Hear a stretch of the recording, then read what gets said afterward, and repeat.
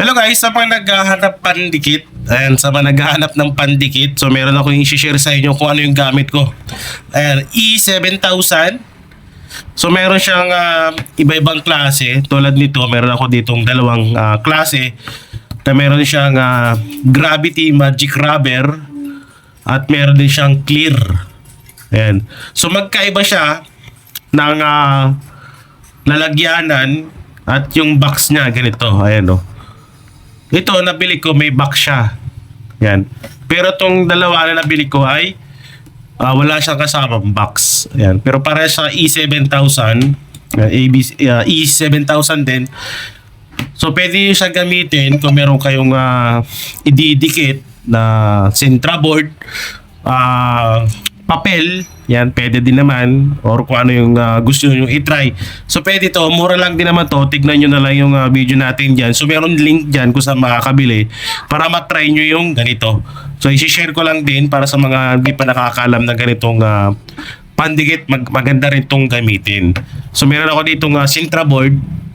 So, tubukan natin. So, maganda siya gamitin, guys. Ayan, so kuha lang tayo ng kaunti. So kaunti lang para hindi siya masyadong basang-basa. Ayan, kaunti lang. So medyo matapang nga lang yung amoy nito. Para din siyang yung ginagamit natin na pandikit noon, yung clear din yung kulay niya. Ayan, so maliit lang yung pag nilagyan ko. Ayan o, kaunti lang. Di siya masyadong kita. Kasi clear siya.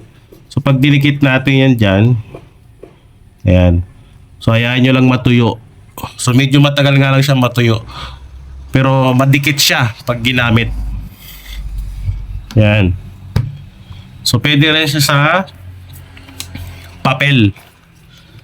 Ayan. So try nyo na lang din para sa naghahanap ng ganitong pandikit.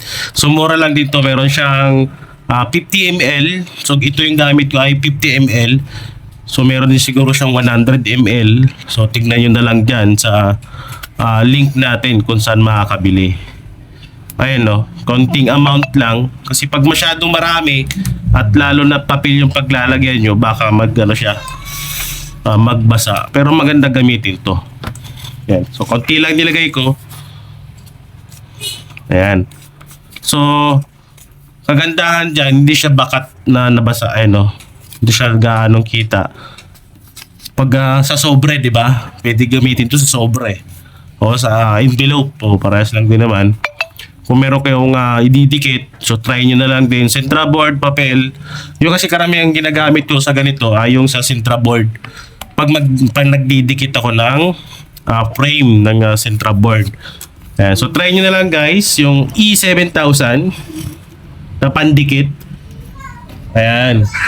So ganito yung box niya. So meron kasing pag bumili ka, wala kasamang box. So hindi ko alam kung ano yung pinagkaiba dyan. Except dun sa ating Gravity Magic Rubber at yung clear niya na ayun o. Nasa lalagyan naman o sa packaging. Ayan.